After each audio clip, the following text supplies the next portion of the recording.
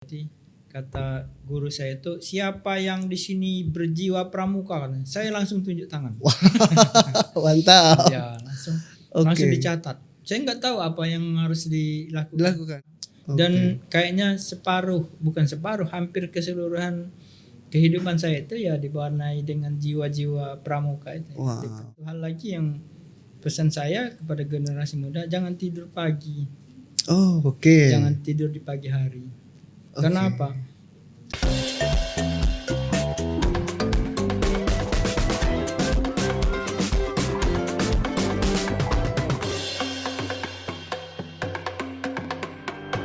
Assalamualaikum warahmatullahi wabarakatuh.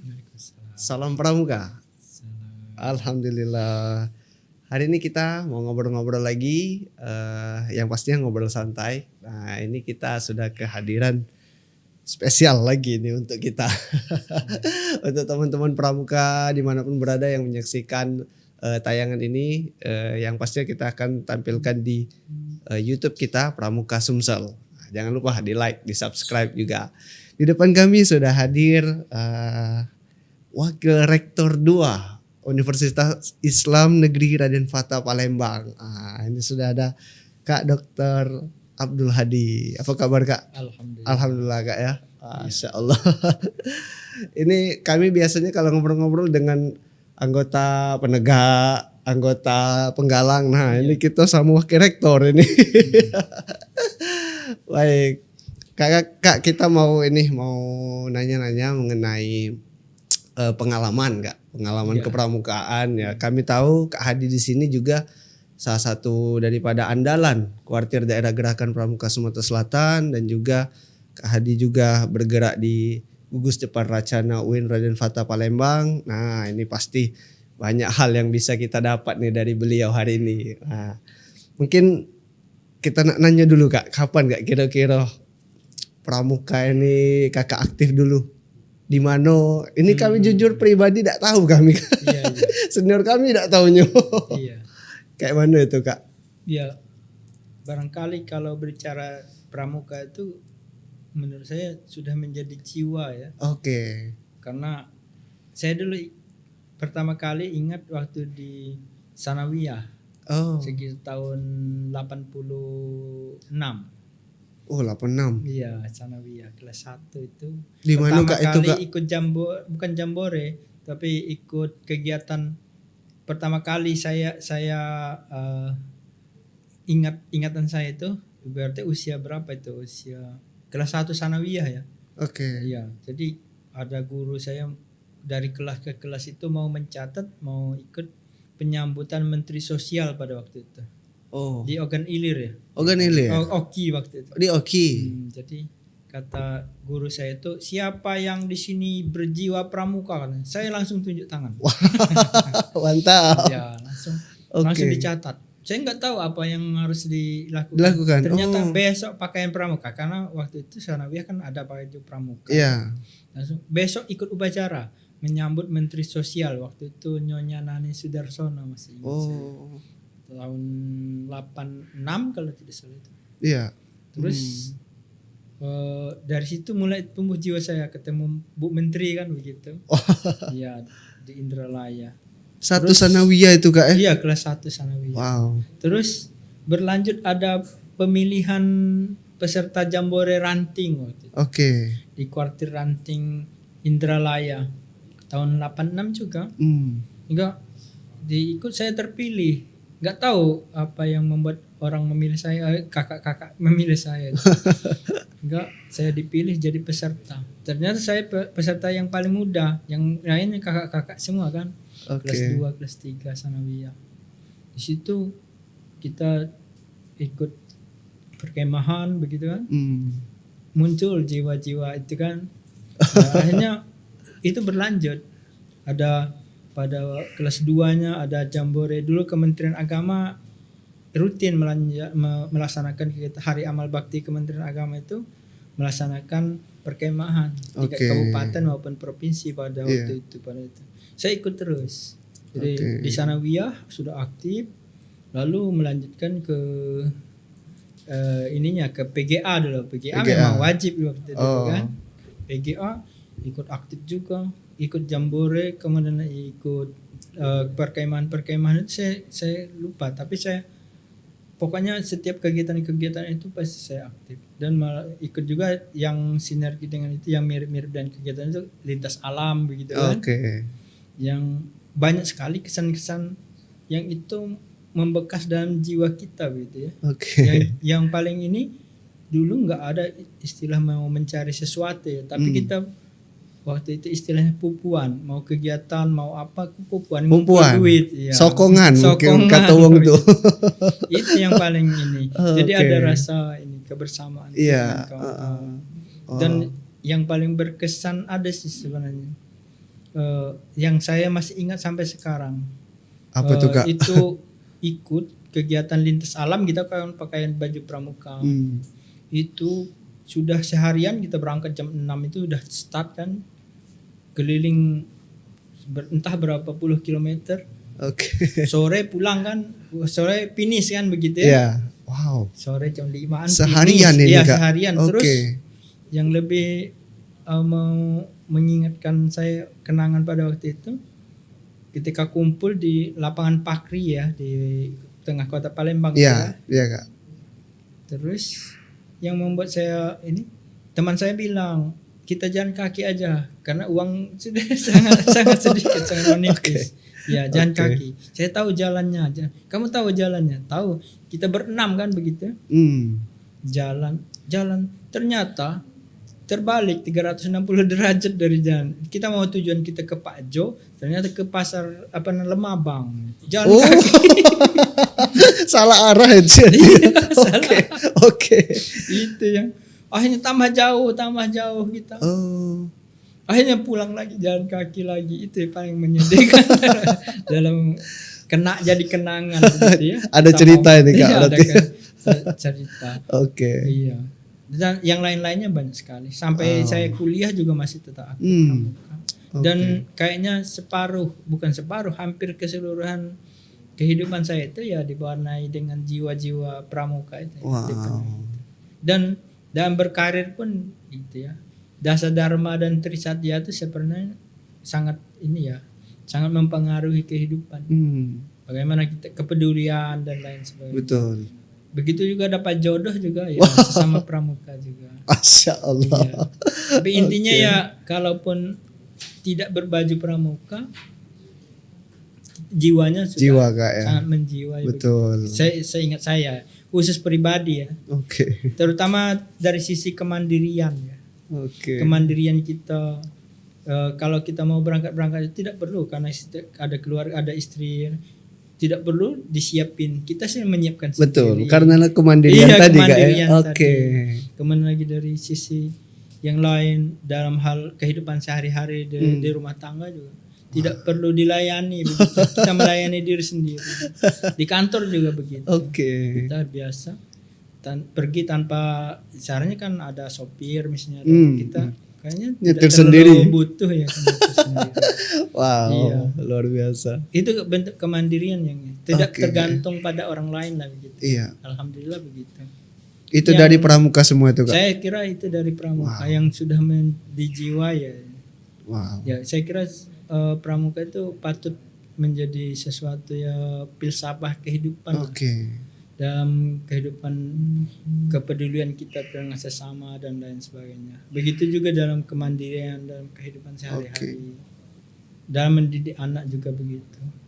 Dan saya kira tidak ada yang tidak bisa dirasuki oleh jiwa-jiwa itu, jiwa-jiwa kepramukaan itu.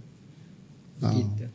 Sampai sekarang pun ya di usia yang ke-51 ya. 51 Kak. Iya, saya kira saya berterima kasih kepada para pandu-pandu pendahulu saya yang telah merumuskan nilai-nilai kepramukaan ini, sehingga saya bisa merasa lebih masih bahagia dalam artian ya lebih nyaman nyaman dalam menjalani kehidupan dan juga melayani orang lain. Itu yang paling berkesan bagi saya. Mantap sekali. Ya, kami pikir memang dampak positif dari pramuka ini banyak hal memang bisa dirasakan, apalagi kalau sudah masuk di dunia kerja seperti itu Kak ya. begitu. Karena ada hal-hal yang bisa meringankan kerjaan karena kita sudah terlatih dulu seperti itu. Iya, itu kan yang pekerjaan yang paling enak itu adalah kita hobi dibayar. Hobi dibayar. Mantap. Nah, kita hobi senang kan melayani orang. Oke. Apa namanya? Interaksi dengan orang. Lalu kita mendapat gaji kan. Dalam artian sebagai pegawai negeri kan. Kita melayani. Betul. Nah, itu sebenarnya ya menjiwai juga kan. Kira itu yang paling nyaman itu ya pekerjaan yang kita memang hobi ya. Hobi melayani, hobi membantu orang, hobi ya minimal dengan kalimat-kalimat dan kata-kata meskipun tidak bisa membantu dengan yang lain dan kata-kata yang baik kan begitu ya. Wow. Mantap, luar biasa nih teman-teman nih yang menyaksikan.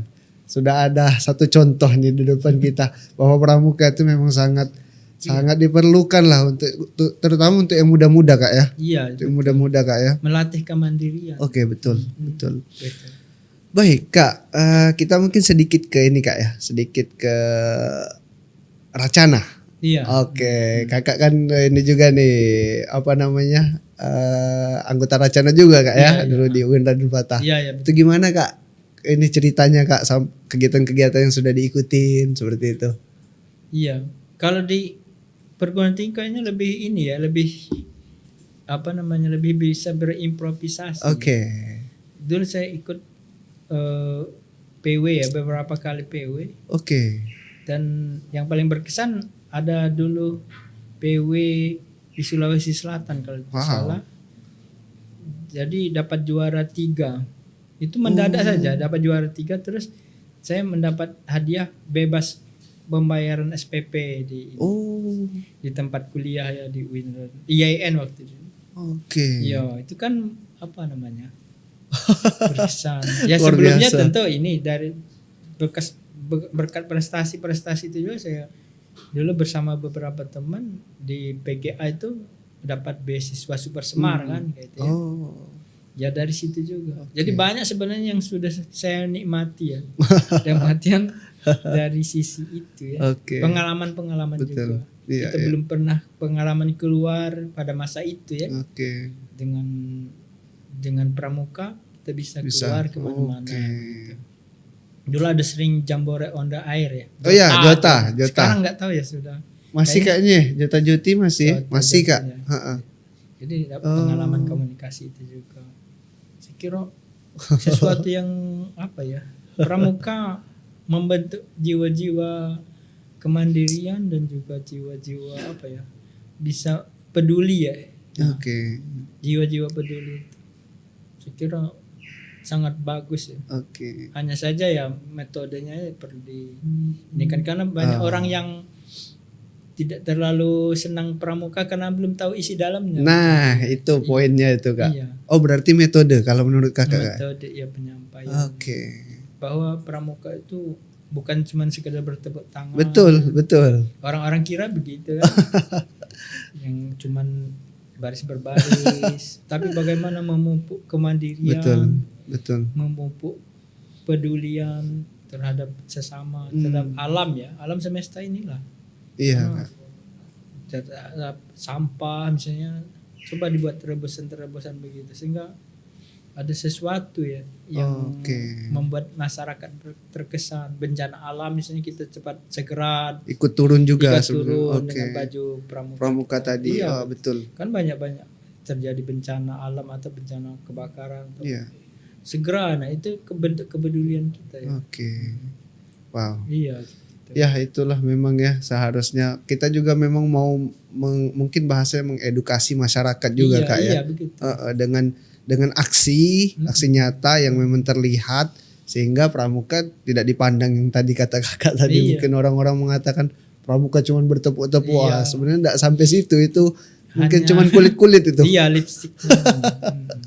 Wow, luar biasa. Oh, jadi ini menarik ini tadi Kakak sudah ikut GPW dapat juara 3 tadi Kak ya. Juara 3 lalu kemudian apa tadi bebas bayar SPP di kuliah. Itu berarti kegiatan PW waktu itu ada kompetisi Kak ya? Ada juara? Ada. Oh. Ya, waktu dulu cerdas cermat. Oh. Iya. Tapi kayaknya kalau PW yang sekarang Wirakarya nggak sampai Kak ya? ada. Oh ada Kak ya? Dulu waktu itu PW Bakti Husada gitu ya. Oh. Itu tuh ya mewakili Sumatera Selatan. Di Oke. Sulawesi Selatan di Goa. Wow. Ya, di Kabupaten Goa. Itu perdana Kak keluar dari. Oh, ada beberapa kali. Oke, berarti itu ini ya. PWUIN se-Indonesia itu ada beberapa kali. Oh. Iya, ikut. Wih, banyak pengalaman Kakak gitu nih. Ya, dari sisi itu banyak. Iya Kak. Iya. Tapi yang berkesan itu kan ada beberapa. Iya. Iya. Wow. Begitu. Oke, Kak, kita ke yang lain sedikit. Hmm. Ini kami dapat informasi, Kak. Kemarin kan banyak ini masuk di WA juga. Iya. Itu dari UIN Raden Fatah ini, Kak, ada penerimaan mahasiswa melalui jalur pramuka berprestasi, Kak. Iya. Oke, ini hal yang baru nih kami dengar ini, khususnya di Sumsel kayaknya ya. Itu gimana Kak ceritanya, Kak? Mungkin bisa jadi ini nih teman-teman mungkin ada yang berminat kayak gitu, Kak. Sebenarnya ada beberapa penerimaan kemarin di UIN Raden Fatah. Kebijakan baru dari Bu Rektor yang sebelumnya belum ada ya. Oke. Bu Rektor mengajak kita pimpinan ya untuk merumuskan model penerimaan mahasiswa ya. Nah, salah satunya ya kita bikin terobosan penerimaan mahasiswa jalur mandiri prestasi namanya ya. Okay. Meskipun masih bayar ya, tapi dengan UKT yang terendah. UKT terendah itu adalah 400.000. 400.000 per semester ya, per 6 bulan. Wow, lebih murah dari saya dulu. Iya. Jadi Oke. Jadi kita menerima jalur prestasi dari pramuka dengan syarat dapat rekomendasi dari kuartir cabang atau kuartir daerah. Betul. Iya. Melampirkan piagam-piagam prestasi. Iya. Kemudian lagi ada juga jalur tahfiz ya, yang hafal Al-Quran minimal 5 juz. Juga kita beri penghargaan itu. Saya kira itu bentuk sumbangsih kita ya terhadap pendidikan, dunia pendidikan dan peningkatan kualitas dan kapasitas anak bangsa. Ya, kalau tidak bayar sama sekali itu saya kira nanti manja juga gitu ya. Tapi ada tanda gitu. Iya, Kak. Barokahnya itu ya. Iya, betul. Barokahnya 400.000. Mencari ilmu, Kak ya. Iya, mencari ilmu. Kalau mencari ilmu tanpa keringat ya biasanya kurang berkah juga kan. Nanti kesannya berbeda juga nanti. Iya, sebagai tanda. Iya, betul. Tapi ini sudah sangat bagus sekali tadi disampaikan oleh Kak Hadi, sudah sampai nominal yang rendah itu. Iya, rendah yang 400.000. Ya, menurut kami sangat bisa membantu Kak untuk teman-teman pramuka mungkin, yang hanya saja kurang sosialisasi. Nah, ini mungkin kita bisa lewat podcast ini Kak, kita share teman-teman khususnya yang aktif di kepramukaan. Nah, ini ada alhamdulillah nih untuk UIN Raden Fatah sudah membuka itu. Sampai sekarang ya. Oke, tapi sudah ada Kak. Masih ada penerimaan yang gelombang kedua tapi mandiri. Oke. Masih terbuka peluang sih sebenarnya untuk kuliah di UIN Raden Fatah. Kita ada sudah lebih dari 50% itu terakreditasi unggul. Wow, luar biasa tuh. Iya. Saya kira sama aja dengan. Tapi kuliah dengan biaya murah ya. Mantap. Jadi bisa jadi alternatif lah kuliah di betul Kak. Karena banyak orang-orang pintar, banyak orang-orang yang alumni kita yang kebanyakan jadi anggota DPR misalnya. Betul. Ya karena penggabungan ya antara nilai-nilai keagamaan dengan nilai-nilai umum ya, nilai-nilai kehidupan sehari-hari, kewirausahaan dan lain sebagainya. Kira bisa jadi alternatif lah kepada kakak-kakak, kawan-kawan sekalian ya. Betul yang Kak. berminat kuliah ya di UIN Raden Fatah masih terbuka peluang ya. Mantap. Psikologi ada, sistem informasi ada. Ya, banyak sekali jurusan banyak. yang ini. Tentang kependidikan juga ada. Tentang yang kimia, biologi juga ada. Sebenarnya banyak pilihan kalau mau. Apalagi kalau sudah habis Quran kan. Wah, itu. Minimal 5 juz itu prestasi kan. Mantap sekali. Iya. Dan ada lagi satu apa sebenarnya di tuh, UIN Raden Fatah itu. Jadi kita pengurangan UKT itu bagi mahasiswa yang punya prestasi. Minimal levelnya level kabupaten ya. Dengan selama dia jadi mahasiswa kita, misalnya dia ada prestasi juara, misalnya juara 1 atau 2 atau 3 level kabupaten, dia bisa mengajukan pengurangan UKT. Jadi kalau misalnya prestasinya berulang, itu akan turun terus sampai UKT 1 gitu. Itu ya begitu. Oh, ada yang seperti itu Kak ya? Iya. Wah, mantap itu. Jadi semakin menurun. Itu bagus juga sih. Yang penting konsisten untuk prestasinya tadi Kak ya. Oke. Wah, mantap itu. Wah, ini luar biasa nih untuk teman-teman nih yang mau mendaftarkan ya masuk ke perguruan tinggi nih, salah satu bisa jadi rekomendasi nih. Iya. Khususnya yang pramuka tadi Kak. Iya, pramuka. Baik. Ya ini banyak sekali yang bisa kita dapat, terutama pengalaman-pengalaman dari Kak Hadi yang tadi kami anggap memang sangat mendapatkan nilai-nilai kepramukaan tadi Kak ya, yang masuk dalam jiwa sehingga kita bisa menerapkannya di kehidupan sehari-hari maupun di dunia kerja seperti itu. Kak, izin kami mohon kalau bisa dikasih mungkin pesan kayak gitu Kak, untuk yang muda-muda khususnya yang bergerak di kepramukaan agar lebih baik ke depan, terutama untuk dalam dunia pendidikan Kak ya. Itu gimana Kak, bisa dikasih ke kita untuk di akhir Kak? Kalau pesan saya bagi adik-adik generasi muda, itu yang paling utama itu konsisten. Jadi orang konsisten itu susah. Betul. Banyak orang yang punya rencana, punya apa, tapi tidak bisa menyelesaikan banyak. Punya kerja, punya segala sesuatu. Pokoknya rencana ini, rencana itu. Plannya banyak ini Kak. Banyak sekali plannya, tapi tidak menyelesaikan itu. Ini sama dengan ini. Disertasi itu adalah produk karya ilmiah S3 ya. Itu S3 itu disertasi itu yang terbaik adalah selesai. Begitu juga kan yang tidak ada gunanya, idenya banyak sekali tapi tidak ada yang selesai. Karena itu perlu konsistensi. Betul. Jadi orang konsisten itu sangat susah. Susah Kak, susah memang. Karena banyak orang ngomong tapi ngomong saja tidak bisa menyelesaikan. Nah, itu. Karena itu pesan saya ya, jadilah orang yang konsisten.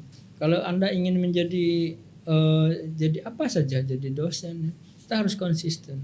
Sehingga orang mengenal kita itu dengan konsistensi kita. Dengan kejujuran. Kita mau jadi orang jujur harus sampai betul-betul jujur sampai ke balik-baliknya, sampai ke akar-akarnya. Sehingga orang mengenal kita itu.